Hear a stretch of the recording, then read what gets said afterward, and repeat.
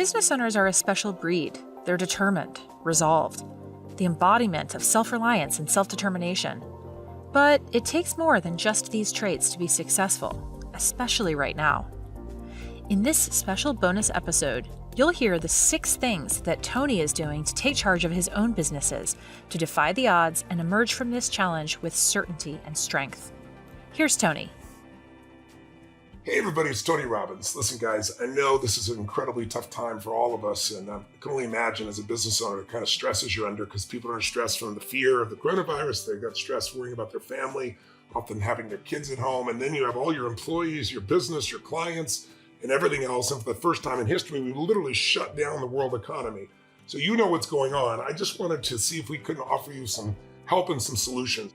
Every single day we have, 1.35 million people die in a car accident. 3,200 people die every day, and we don't stop driving because other people could injure us. They do every day. They cross those yellow lines and it happens. But what keeps us going is we're born with faith. I don't mean religious faith. I mean faith. The ability to have certainty in spite of the uncertainties in the world. There's uncertainties every day. You walk across the street and get hit by a car. You're driving down the street 60, 75, 80 miles an hour, and the only thing dividing you from a crazy is a little yellow dotted line. And every day people lose it and cross over and kill somebody. Some people do it because they fall asleep. Some people do it because, they're messed up in the head. Some people do it because they're texting, right? There's so many, it happens every single day, 3,200 people a day, but we don't say we're never going to drive because we can hurt each other. Well, how do we drive? Same, we're going to have to run your business with faith, with a sense of certainty, even though the world's uncertain. You got to bring that forth. That's what makes you a leader. And the way you do that is the consequence of not doing that. If I'm not willing to have faith, if I'm not willing to have certainty, even though every day somebody could kill me, then I have to stay home and do nothing, which is basically where we are in our lives and businesses right now. So faith, we have the ability, but we use it because we know the alternative is to have no life. And so we're going to be going back to work in our lives soon, but not everybody's going to go back with the same head.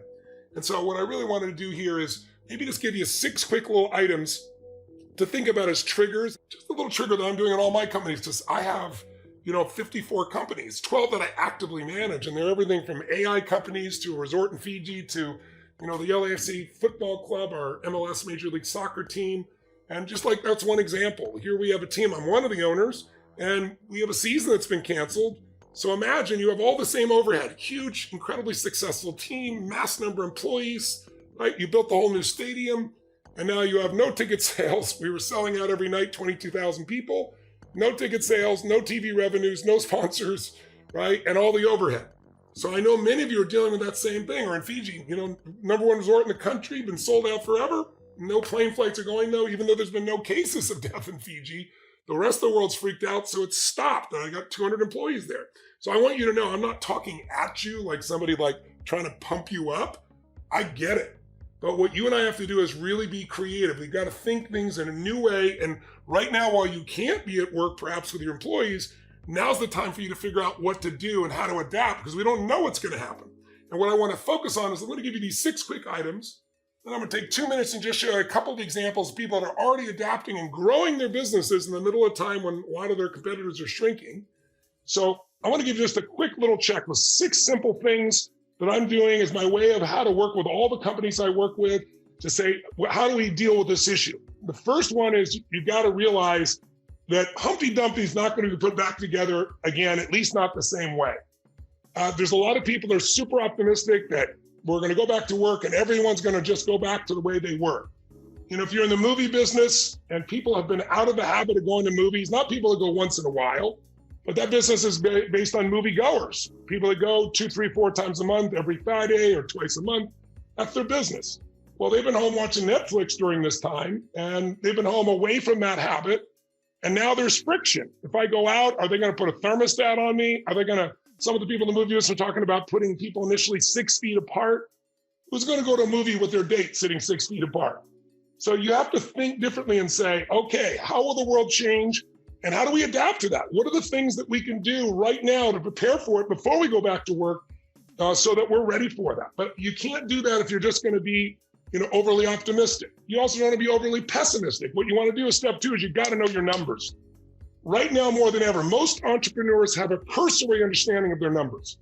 They'll say to their accountant, and most people are accountant, not a CFO, because CFOs are expensive, chief financial officer, and they'll say, how am I doing? You're doing great. You're up 10% on profit, 20% on profit. Some of you have been in business long enough to come to the end of the year and go, I'm 20% profit, where's the cash? And cash and profit are not the same thing. Profit is an accounting principle, it's a concept. Cash flow is what your business lives on. So you gotta know your numbers and you gotta call it tight. Meaning, just like you don't wanna over exaggerate, it's gonna be perfectly the same, and you don't wanna make it the world's over, because then you won't do anything. You'll just give up, you'll be out of business. Similar in your numbers, you don't wanna pretend it's the same, overly optimistic. You don't wanna be pessimistic that you can't do the job. But you have to figure out where the holes are, where the expenses are, where you're gonna have to cut to survive and therefore then get to thrive again. And these are tough decisions, which is the third step. In all my companies, I'm teaching all my executives, you gotta make the tough decisions now because they'll be much harder to do later on. You gotta kill the monster while it's little, handle the challenge while it's really there. And as leaders, all of us are paid to make the tough decisions. An easy decision anyone can make because the answer is obvious. You're not gonna be wrong. But when it comes to tough decisions, that's when most people look to someone else to tell them what to do.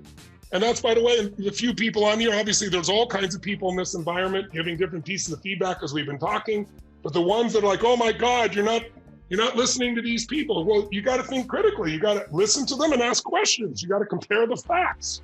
Same thing's true in your own business. You gotta make the tough decisions. What's gotta be cut? What's gotta be changed? Where are you gonna go? What can you do to adapt? Those things need to happen early on now, not 3 weeks from now, 6 weeks from now, whenever it is, we end up getting back to work 8 weeks from now, whatever it's gonna be. Fourth, get help. Listen, I have a lot of skill in this area. I'm sure you do too, but I'm constantly reaching out to leaders who've been through this. I've been around long enough to remember, 18% inflation back in 1978, 79, I was a young kid trying to buy my first piece of real estate, a little triplex. It was 18%. So how do you manage that? You talk to people that went through the 1987 crash that was shorter, the 1991, 2001, when we went through the tech bubble, and then 9/11, 2008. It's really good to talk to people that have succeeded through tough times because they give you a different perspective.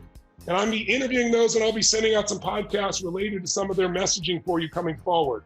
But you want to get help. You want to brainstorm solutions and maybe do what we call tests of skunkworks. Skunkworks is, you might say, okay, for example, in one of our businesses that some of you are related to, let's say the seminar business, we had 12,000 people in San Jose, and we had about 2,000 people were afraid, and we gave them their money back, and we had still another 10,000 want to go forward. But the government wouldn't let us go forward. They made it clear we're not going to